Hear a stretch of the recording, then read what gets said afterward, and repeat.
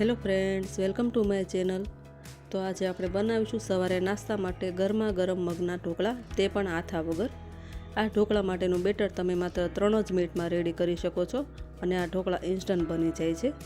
જો તમને મારી રેસીપી ગમતી હોય તો ચેનલને સબસ્ક્રાઈબ કરો, જેથી કરીને આવી નવી રેસીપી તમને સૌથી પહેલાં મળતી રહેશે। પ્રોટીનથી ભરપૂર આ મગના ઢોકળામાં આપણે એક સિક્રેટ સામગ્રી એડ કરીશું, જેથી આપણે આ મગના ઢોકળા એકદમ સ્પોન્જી બને।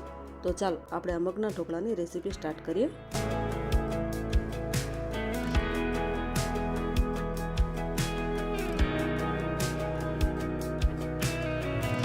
એક બાઉલ મગ છે, તેને મેં 3 કલાક સુધી ગરમ પાણીમાં પલાળ્યા હતા। તો હવે આ મગને આપણે મિક્સી જારમાં લઈએ।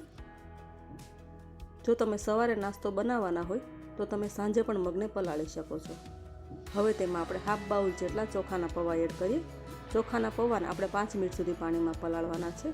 હવે તેમાં આપણે લીલા ધાણા, 2 લીલા મરચાં, 3 થી 4 લસણની કળી અને 1 બાઉલ દહીં એડ કરીએ। દહીં આપણે થોડું ખટાશવાળું લેવાનું છે। તેમાં આપણે સ્વાદ અનુસાર નમક એડ કરીએ અને એક સ્મૂથ પેસ્ટ બનાવી લઈએ। તો આપણે ઢોકળા માટેની પેસ્ટ બનીને રેડી છે અને તેને આપણે એક બાઉલમાં લઈએ। હવે તેમાં આપણે એક નાની ચમચી જેટલો ખાવાનો સોડા એડ કરીએ। સોડાને એક્ટિવેટ કરવા માટે તેમાં 2 ચમચી જેટલું પાણી એડ કરીએ અને આ બેટરને સારી રીતે મિક્સ કરી લઈએ। બેટરને આપણે એક જ ડાયરેક્શનમાં મિક્સ કરવાનું છે, જેથી કરીને તેમાં હવાના કણ ભરાય અને આપણા ઢોકળા એકદમ સોફ્ટ બને। ઢોકળા બનાવવા માટે આપણે આ નાની પ્લેટ લીધી છે, તેને આપણે તેલથી ગ્રીસ કરી લઈએ અને હવે આ બધી જ પ્લેટમાં આપણે 1 ચમચા જેટલું બેટર એડ કરીએ। તો આ પ્રમાણે આપણે થોડું બેટર એડ કરવાનું છે। પ્લેટ આપણે પૂરી નથી ભરવાની, થોડી અધૂરી રાખવાની છે, જેથી કરીને આપણા ઢોકળા ફૂલે ત્યારે તે બહાર ના આવી જાય।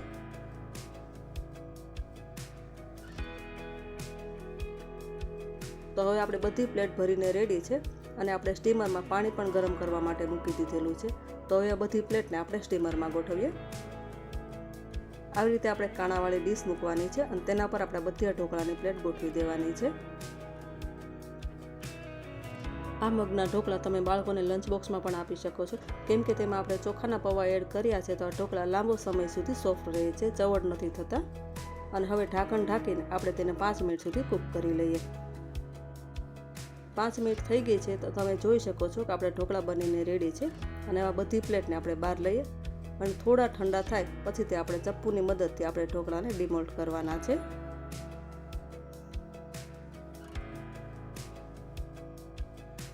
અને હવે આપણે ઢોકળા માટેનો વઘાર કરી લઈએ। એક વઘારિયામાં 2 ચમચી જેટલું તેલ ગરમ કરવા માટે મૂકેલું છે, તેમાં 1 ચમચી રાઈ, 1 ચમચી તલ અને 1 ચમચી જેટલા લાલ મરચાંના ટુકડા એડ કરીએ અને હવે આ વઘારને આપણે ઢોકળા પર સ્પ્રેડ કરી દઈએ। આ રીતે આપણે થોડો વઘાર બધા ઢોકળા પર સ્પ્રેડ કરવાનો છે।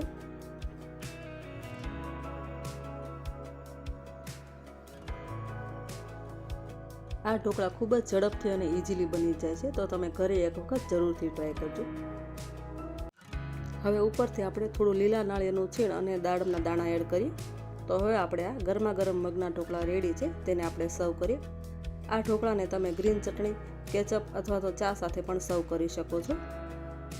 જો આ વિડીયો તમને ગમ્યો હોય તો લાઈક કરવાનું ભૂલશો નહીં અને હા ફ્રેન્ડ્સ, આ રેસીપીનો વિડીયો તમને કેવો લાગ્યો તે કમેન્ટ કરીને જરૂરથી જણાવજો। અને હજુ સુધી તમે અમારી ચેનલને સબસ્ક્રાઈબ ન કરી તો ચેનલને સબસ્ક્રાઈબ કરો અને બેલ આઇકન પ્રેસ કરવાનું ભૂલશો નહીં, જેથી કરીને આવી નવી રેસીપીના વિડીયો તમને સૌથી પહેલાં મળતા રહેશે। Thank you so much for watching hour video.